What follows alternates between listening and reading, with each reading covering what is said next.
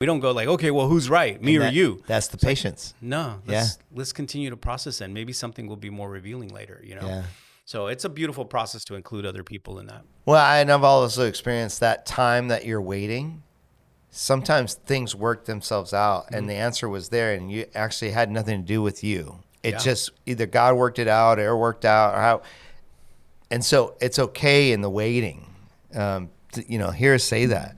Now, there's a couple other kind of issues when it comes to the gut, because it feels a little bit like, it's not super, it's not logical, it's not, we're talking about these feelings, Here, one is kind of the difference between like wisdom and data. Like talk to me a little bit about that. Like, there's one where it's like I'm discerning, or I feel this way.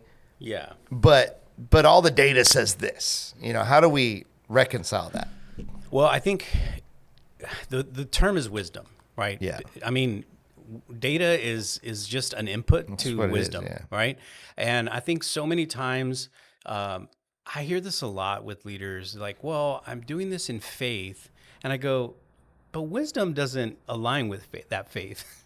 Yeah. So it can't be that, it can't be that your gut's right in that case. So I think that just in the same way that we ask people to validate our gut, data needs to validate your gut as well. Absolutely. Right? So you need to use the tools that are available to you. I mean, some of the decisions we make, we look at analytics, we look at our budget, we look at reports, we get feedback, we get all of this data that helps kind of, what's the word? Like, kind of define really what that gut feeling is. Well, it gives a clear picture of it. Yes. Like what clarifies. What Thank is you. That's clarifies it? What is actually happening?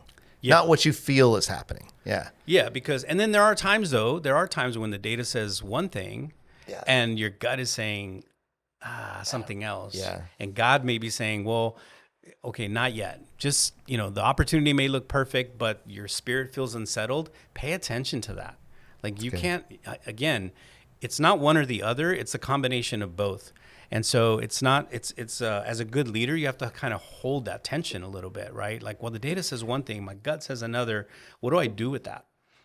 Again, don't rush to judgment on it. Don't rush to the decision on that. I have a good example of this. I was talking with a board member who is very analytical, like just logical, like, is much more data driven, right?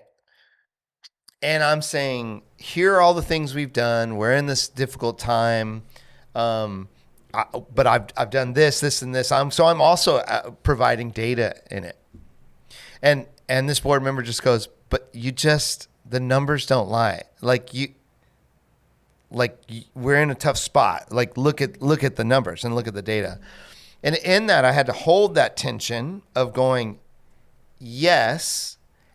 And so therefore, these are the decisions I made because of the data of that. And I also feel like God's telling me, don't worry about it. I'm going to come through. So